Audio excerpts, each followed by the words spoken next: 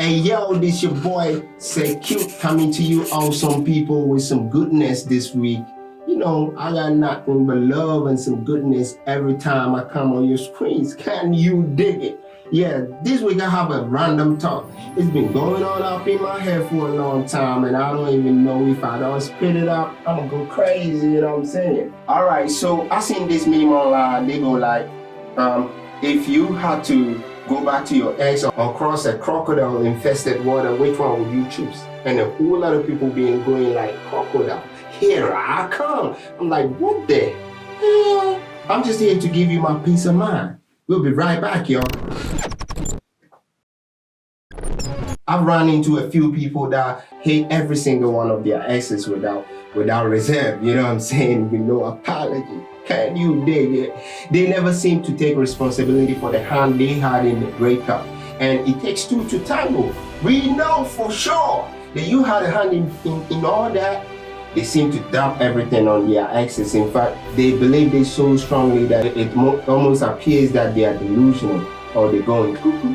You know what I'm saying? Yeah, for example, a friend of mine was accused of adultery even though he never was involved with anybody until his relationship was over. But, you know, I can't really stand for that dude right there because, you know, brothers, we just... My question is, why do people seem to conceive of their exes in the worst possible light after a relationship? Give me your point of view right down here and let's see if we can chop it up the next time. There are so many possible explanations for this. We know that we idolize our partners at the beginning of every love relationship. We overlook their flaws, attend to their good features. Dopamine, the feel-good neurotransmitter, is responsible for this sort of misjudgment. As they say, your brain's frontal cortex actually shuts down when you fall for someone, causing you to suspend all criticism and doubt. Quite literally, love is blind, y'all. When relationships break up, it is rare that both parties are happy and can remain close friends afterwards. In the rare cases that this happens, the two parties probably do not blame each other and they come to understanding why, this breakup had to happen. But in most cases, however, breakups are associated with rage, anger, resentment, regret, jealousy, and so on and so forth. And with all this, dopamine still plays a significant part in all of these emotions as well. So it is likely that the dopamine that is driving these feelings make people see things that aren't there.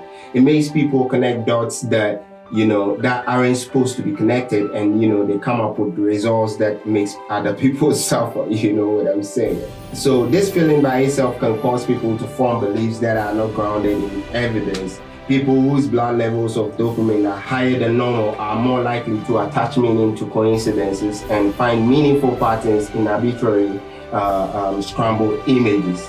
This rush of pleasure can make you see things that aren't really there and form beliefs without evidential backing. These results may explain the tendency of people in love to idolize their partners and, attach meaning to every single or every little move he or she makes. Whenever you're in love, your dopamine levels are high whenever you think about your lover.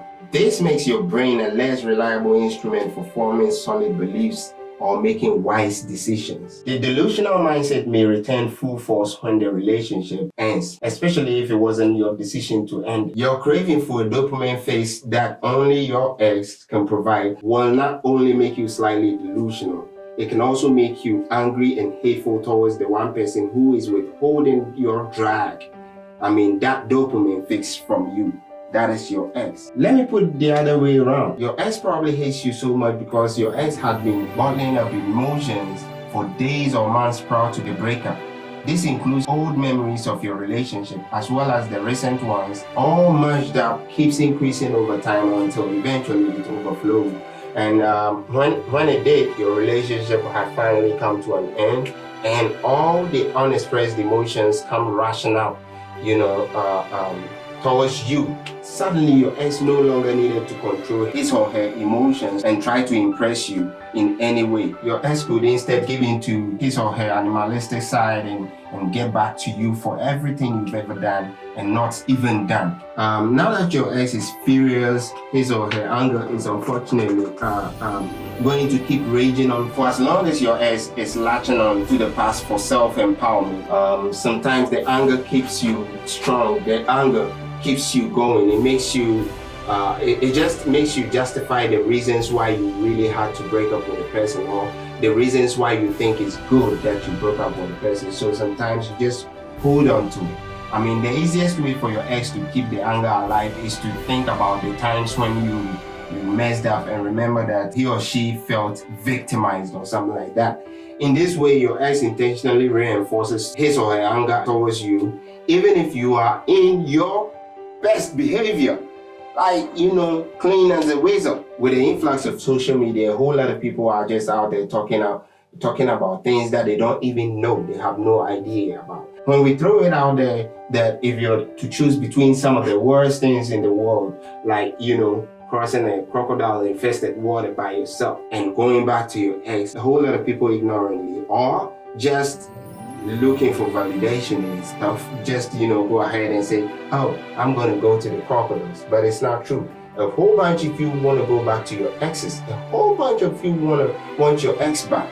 You just don't want to admit it. Be honest to yourself.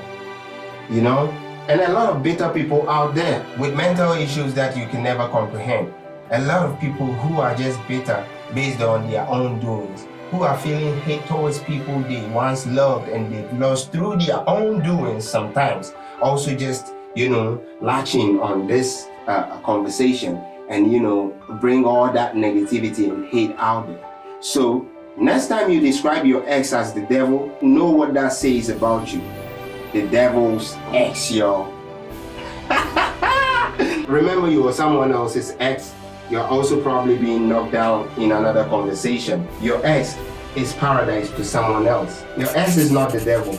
Your ex is not as bad of a human being as you claim him to be. It's just that it didn't work between the two of you. Just the two of you. You need to learn to heal. Move on with love. Can you dig it? If you dig in this conversation, let me know down there. And if you have another topic for us to chop it up, just bring it up down here. We're gonna do that next week. Like, comment, and subscribe if you haven't already.